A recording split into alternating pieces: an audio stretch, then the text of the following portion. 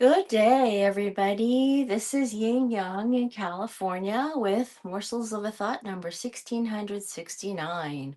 I am live on Facebook, YouTube, and Facebook. Housecat Tracks, housecat.tracks, and Yin Yang, yin.yang.753531. So it's like a couple of five threes in the middle.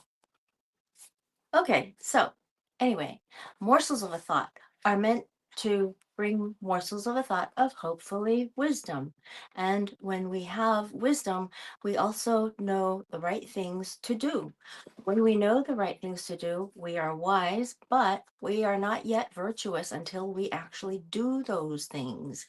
So doing those things makes us a virtuous person. Well, it doesn't make us a virtuous person, it just means we've done something virtuous. Okay, so I want to bring that to you, to the world. I have brought pieces of information that are hopefully wisdom. And Lady Jen du Plessis says, launch how to take your business to new heights. She has lots of things that you can map onto your own life, even if you are not in business and even if you don't have your own company. Okay, so I'm on page 122. Successful partnerships with real estate agents. As I said a little earlier, says Jen Duplessis, real estate agents are the #1 referral source for most loan officers. This is particularly true if you're new to the industry or have only been in the industry a couple of years. For clients who are in the highest stage of buying readiness, stage 5, it is generally going to be real estate agents who are referring these clients to you.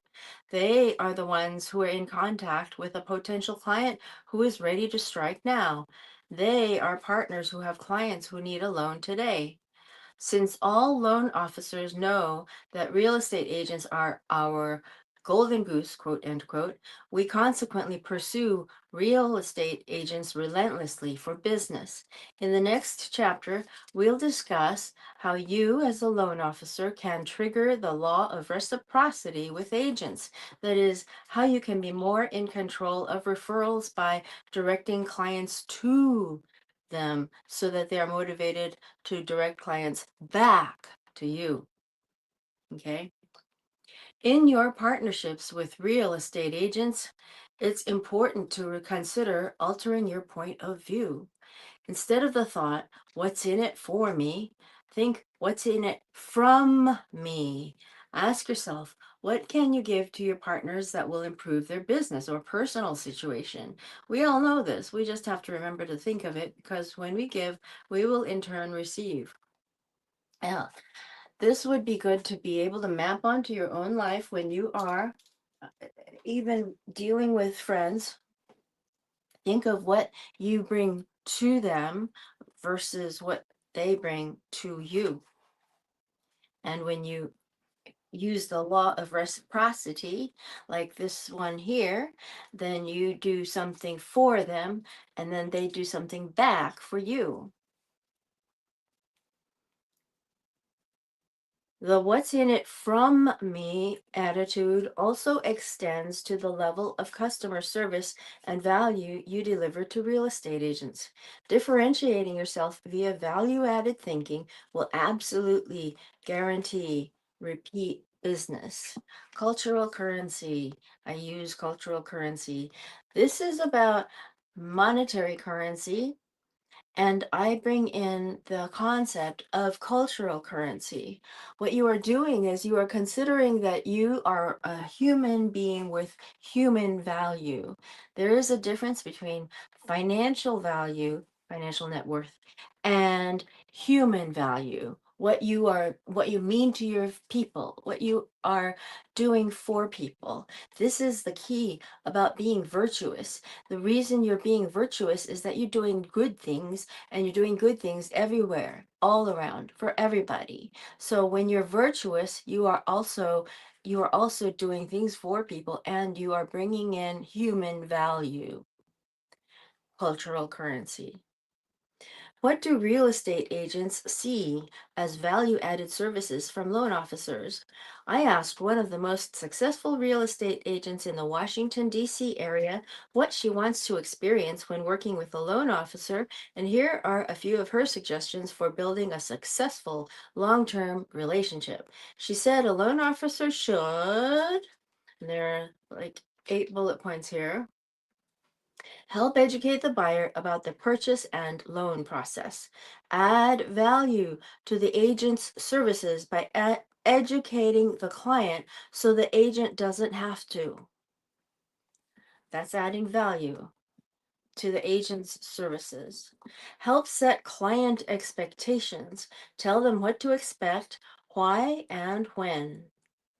Keep the client and the agent up to date and in the loop so that there are no client questions and concerns about the loan process that land in the agent's lap unexpectedly.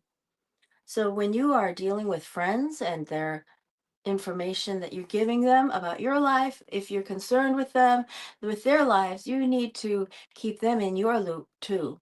That way, you don't have to explain something unexpectedly to your friends.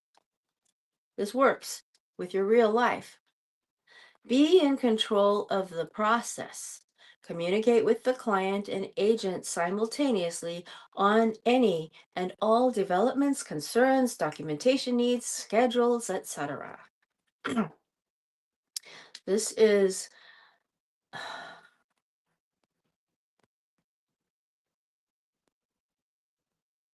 this is communication. You have to be able to tell people what you need. So when you do things and they are questioning or being puzzled, you need to tell them why. Now, take responsibility, says Jen Duplessis. If there is a stumble or problem in the loan process and it is 0% your fault, own it anyway. Communicate immediately with the agent and figure out a solution. Just say, I'm sorry this is happening. Canadians do that a lot, is what I've heard. People have had joke lines about it. Anyway, Jen Duplessis says, close on time every time. Next, look for ways to help each other. You are in the industry to help people, so make the whole process easier and more satisfying by helping each other help the client. Spark opportunities to cross promote and to expand and expose your business. So think of these things. This is a concept in Chinese that is the real thing about pulling in all factors and realizing how you can optimize factors and communications, optimize relationships by introducing so and so to so and so, and then what? Those are a kind of falun, which is FALUNGONG. Do not go to the cult. Do not, do not, do not, do not, do not. There is a cult by that name, but I shouldn't go into that. I'm just talking about spark opportunities to cross promote and to expand and expose your business. This means you have to be outgoing here if you're being a friend to people. A very broad, regular category of partner is the next section. And we're talking about this on Morsels of a Thought number 1669.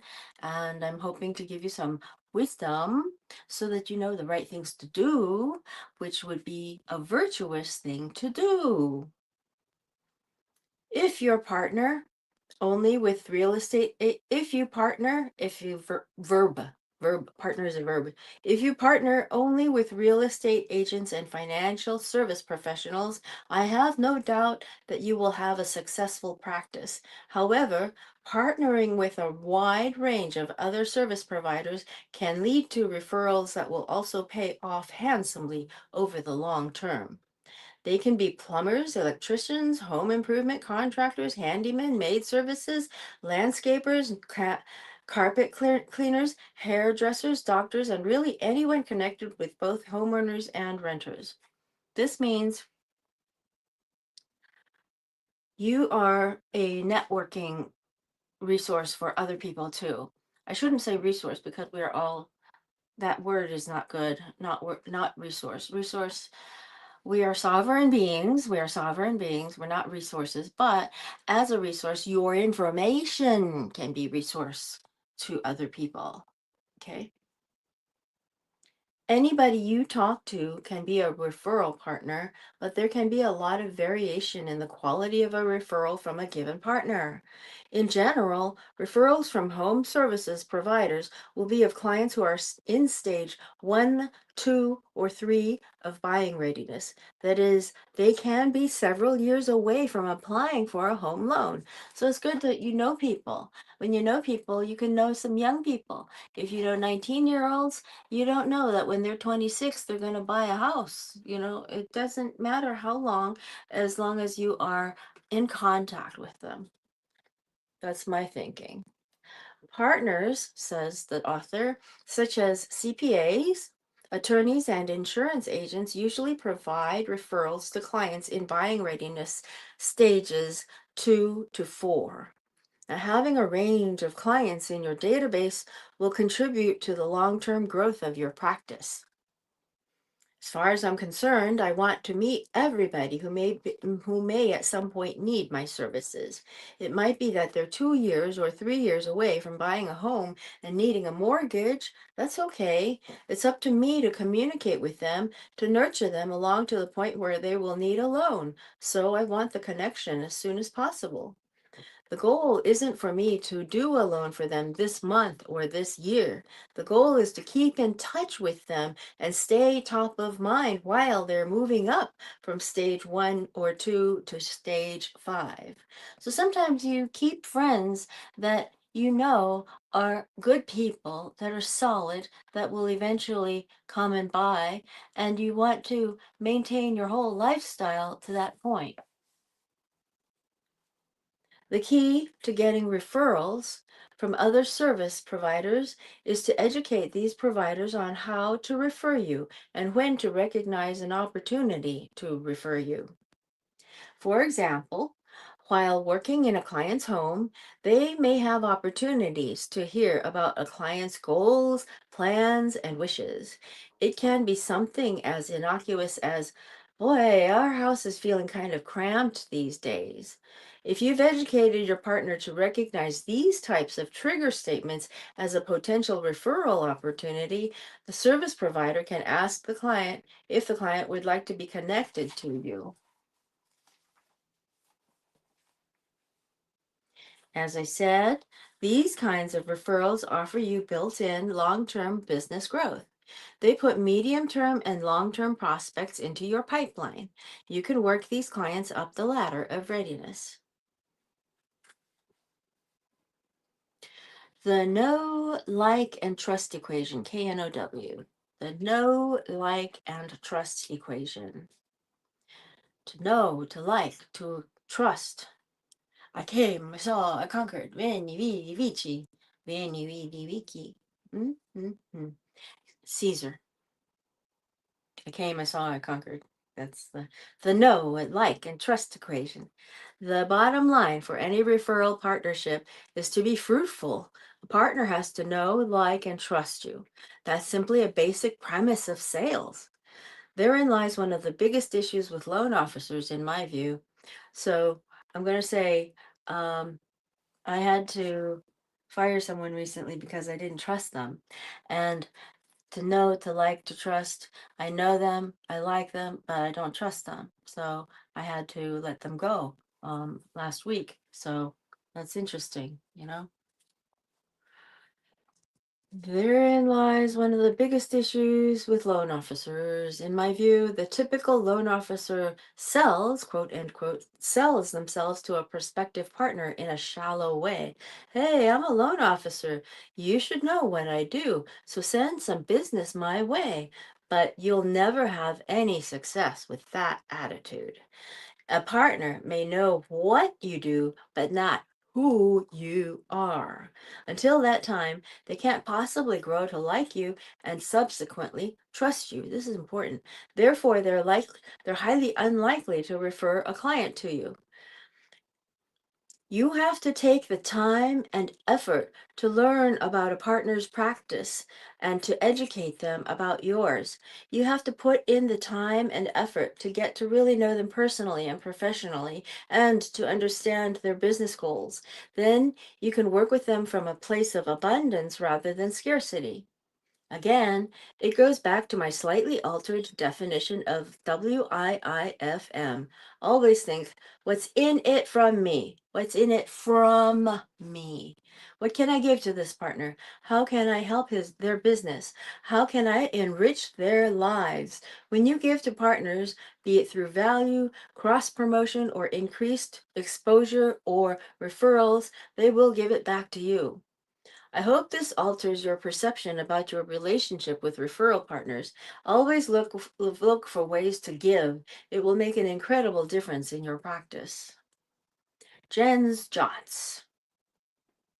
Jen jots down notes at the end of every section.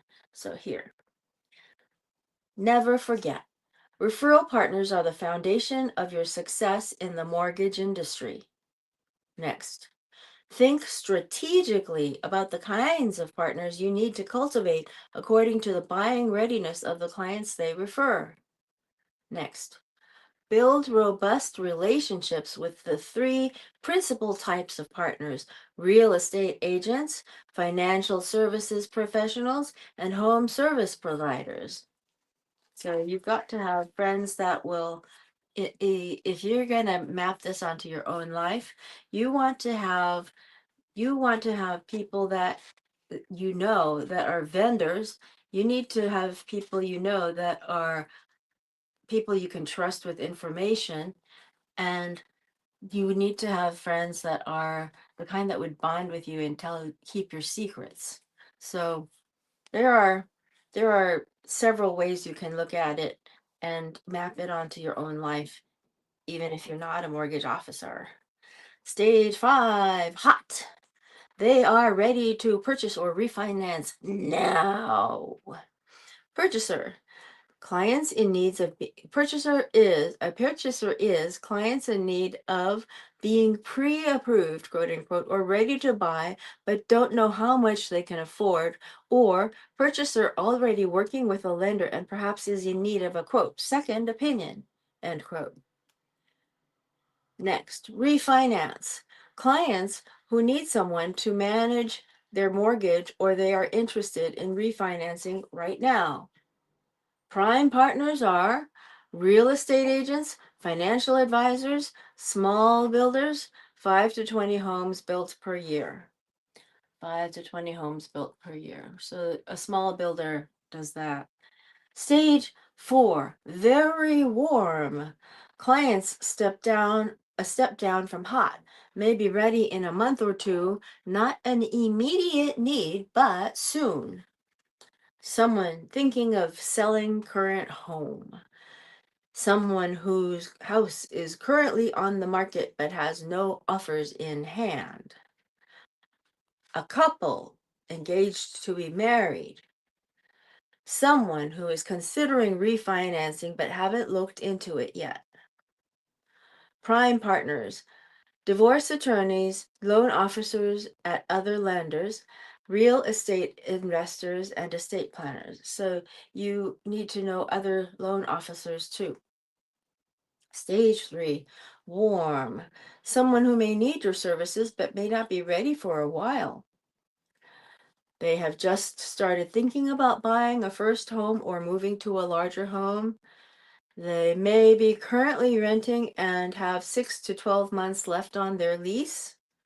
Next, they may have had some credit issues in the past 2 or 3 years and need someone to guide them to fine tune their financial picture for the future.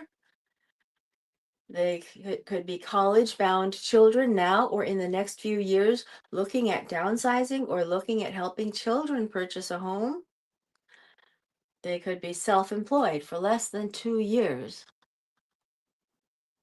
Prime partners are tax advisors and insurance agents, such as life and property insurance agents, etc.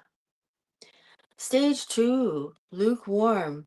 Potential clients that might need your help sooner rather than later, even though they won't be obtaining a loan for some time. Perhaps mentioned in passing they'd like to own a home of their own.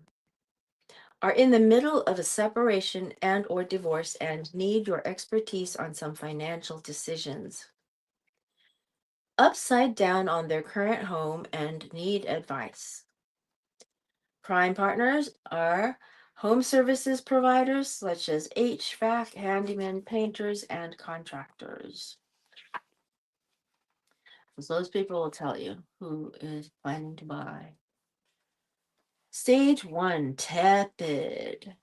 A referral that is a long shot, and honestly, they're just not ready or able right now. But you want to guide them for a future purchase in the coming years. Someone who just declared bankruptcy or went through a foreclosure or short sale. Their credit issues are very bad and they have given up hope.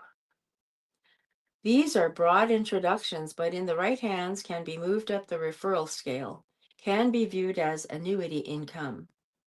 Prime partners are miscellaneous services such as travel, doctors, marketing, healthcare, etc. Remember, anyone in any stage can be a great source to refer friends, families, co-workers, etc. as well. So you want your network to be a really good one. This was when I would listen to Duc Vuong's motivational speeches a few years ago, where we talked about how to upcircle your friends.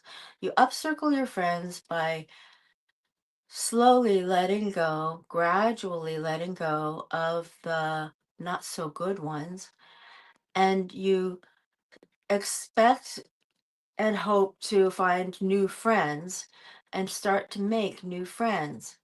New friends usually have a set of values closer to your own current values. Every time you upcircle, it's because you have grown. You are now growing a little more than you were before, and you are now expecting better than you did before. So if you've had friends that were substance abusers and you know that they're not getting better, you can gradually let them go their way to be able to get their addictions taken care of. And I say, I say, we have to upcircle our friends periodically. Upcircling is so important that I look at the relationships as currently deteriorating if they are not being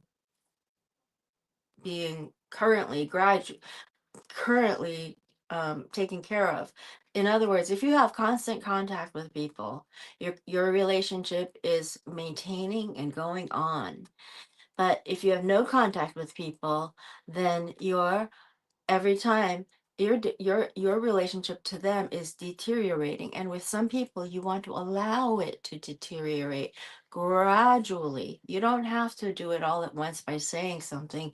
All you have to do is every time they call you, you say you're busy somehow.